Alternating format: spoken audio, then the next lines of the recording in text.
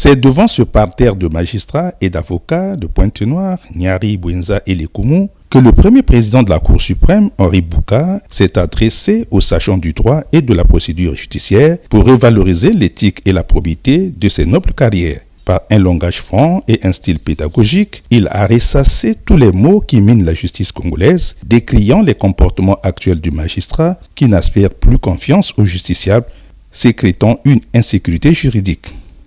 Henri Bouka est arrivé ce 27 octobre 2022 à Pointe-Noire pour véhiculer le message d'intégrité morale, de l'abnégation et du travail acharné pour que chacun prenne conscience et se ressaisisse devant le discrédit fait à la justice congolaise et aux hommes de la loi.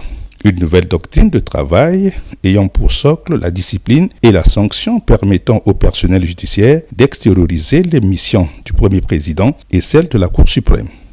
Le premier président, voyez-vous, c'est ce haut magistrat, ce noble magistrat, à qui a été confiée la noble mission de procéder non pas au jugement des hommes et des femmes qui portent leurs différends devant la justice, devant les cours des tribunaux. Non, ce n'est pas cela la tâche, la mission du premier président et de tous ceux qui siègent avec lui à la Cour suprême. La mission des hauts magistrats de la Cour suprême. Et en tête de ces hauts magistrats, le premier président lui-même en personne, c'est de contrôler les décisions rendues par les cours et tribunaux, de s'assurer que dans chaque cas d'espèce, la loi a été bien appliquée, bien interprétée, que les décisions ont été suffisamment et correctement motivées, conformément à la loi. Quand c'est le cas, la Cour dit que la décision des juges du fond a été bien rendue. Plus jamais comme avant, a déclaré Henri Bouka. Nous avons le sentiment plutôt que la justice, quelque part, est rendue par des jeunes gens, des jeunes dames, des jeunes messieurs, qui pensent avoir un certain devoir de gratitude. Quelle gratitude?